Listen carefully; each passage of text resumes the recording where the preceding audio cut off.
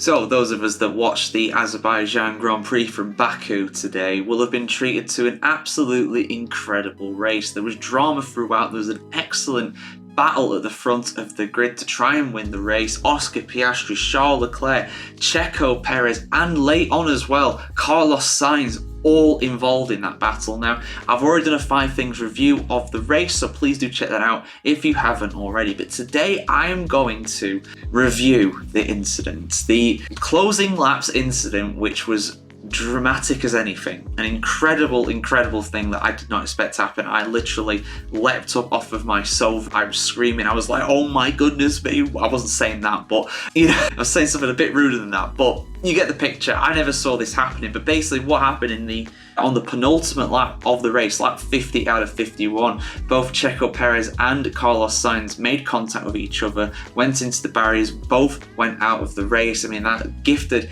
a podium result to George Russell. It absolutely signed, sealed and delivered Oscar Piastri's win, even though by that stage he was pretty much going to win anyway. He had such a big gap over Charles Leclerc, and also allowed the likes of Colapinto to score his first ever points in Formula 1. But who do I think's at fault? Let's analyse this incident. So on my screen here in front of me, I have the replay of the incident. So like I said, this happened going onto lap 50 of 51. I'm going to analyse what happened here. I'm going to be doing what the stewards are probably doing right this moment as well, and analysing the incident. So basically the reason why this happened initially is that Charles Leclerc was chasing down Oscar Piastri. His tyres got too worn out. He was in the dirty air. He was running hot. His tyres worn out too much. Similar to what actually happened to Oscar Piastri in the first stint of the race as well. The same thing happened to Charles Leclerc in the final stint of the race. Because of that, he lost a lot of tyre performance, and unfortunately it meant that he really fell victim to Sergio Perez behind him. Piastri absolutely streaked ahead, and then he was about 4 seconds ahead of him by the time this incident happened.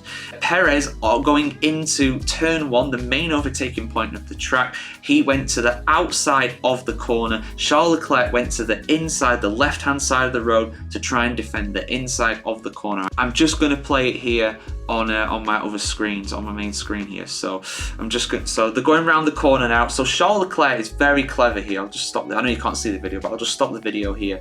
He does run Perez just out of road. He absolutely gets the elbows out, and that allows Carlos Sainz behind in 4th place to get alongside Perez, because Perez has, he's suffered a time loss because of that. So Carlos Sainz actually comes alongside him here, and I'll just keep playing it here as they go towards turn 2. Carlos Sainz is then fully ahead of Sergio Perez. Charles Leclerc goes to the inside to defend. Perez goes around the outside. Sainz actually gets alongside Leclerc, and this is also key. So what happens here is that Sainz actually runs a little bit wide because he's kind of in an awkward position where he can't really overtake his teammate ahead, but he also has to defend from Checo Perez behind. So that means that he runs a little wide here. Perez then dives down the inside into turn 2, and at this point Perez's front wheels are alongside the rear wheels of Carlos Sainz. And then as we go around, now this is the key point for me. So as we go around, Carlos Sainz on the second straight is fully ahead, right? I don't think Perez gets ahead of him, but they're getting closer. Perez's front wheels are almost alongside the front wheels of Carlos Sainz. Carlos Sainz is on the outside. He is on the racing line, and the racing line actually means that you probably want to fade a little bit more towards the left, just so you're completely the other side of the white line on the outside of the track. Okay. Now, Perez is seeing his opportunity to pass here. It's a DRS zone. He can use the slipstream of Charles Leclerc as well to try and get past. And this is another key thing here, because I think that Perez is moving right in this incident here because he's trying to get the slipstream off of Charles Leclerc ahead, and that is massive around Baku. And that's the exact same thing as well that Carlos Sainz is trying to do. So that's why I think that's part of the reason why they meet in the middle. They're both going for that same position behind Charles Leclerc to try and get the slipstream, to try and overtake each other. Perez trying to get past, Sainz trying to stay ahead of Perez. And if you look as it goes on here, when it just gets to the point where they make contact here, they're both going into each other slowly. And I said at the time when I first saw this, before I properly dove into it here and analysed it like I am doing now, I did say at the time that this is 6-1, half a dozen the other. I don't think there's a clear person at fault here. And I stick by that in the sense that I don't think a penalty should be given out personally. I feel like for stewards to give out penalties in an incident like this, it has to be clear that it's one driver or the other. Both drivers can avoid this incident happening.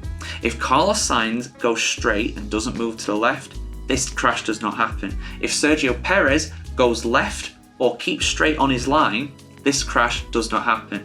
Both drivers can prevent this incident, and in my mind as well, both drivers are equally at blame here. However, I will caveat this with one thing, and that thing being that Sergio Perez had a better view of this because he was behind. The driver behind, traditionally, when it comes to Formula 1, when it comes to crashes like this, they are the one to blame. If you hit another car from behind, 99% of the time you're going to be blamed for the accident because you're behind. You've got the better view.